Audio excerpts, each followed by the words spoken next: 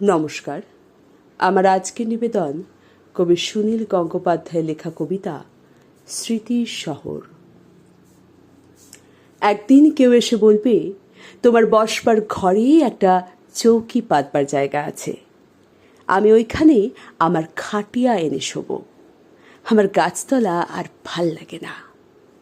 একদিন কেউ এসে বলবে, তোমার ভাতের থালা থেকে আমি 3 গ্রাস তুলে নেব, কারণ আমার কোনো থালাই নেই।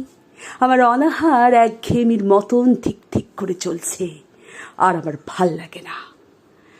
গাড়ি বারান্দার তলা থেকে ধুলো মাখা 3টে বাচ্চা ছুটে এসে বলবে, ওগো, আমরা বাসি রুটি চাই না, 5 নয়া চাই না, আমাদের ছাই রঙের হাফ প্যান্ট আর সাদা শার্ট পরিয়ে চুল আছড়ে দাও, আমাদের গাল টিপে দিয়ে বলো, সাবধানে, আমরাও স্কুলে যাব।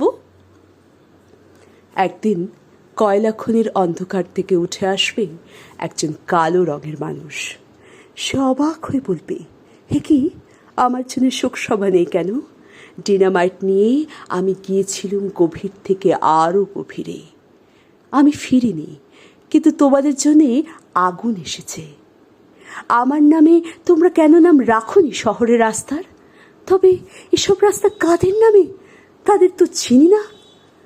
একদিন ধান খেতে কাদা জল মেখে দাঁড়ানো একজন মানুষ নিজের চেয়ে আরও অনেক লম্বা হয়ে উঠে গলা তুলে বলবে, তোমরা যারা কোনোদিন কাদা জল মাখনি, মাটিতে শোনোনি কোনো আওয়াজ, জানো না ঘাম রক্ত উৎকণ্ঠায় সবুজ হয় সোনালি, সে তোমরাই শস্য নিয়ে রাহা জারি করো, আর আমার সন্তানেরা থাকে উপবাসী।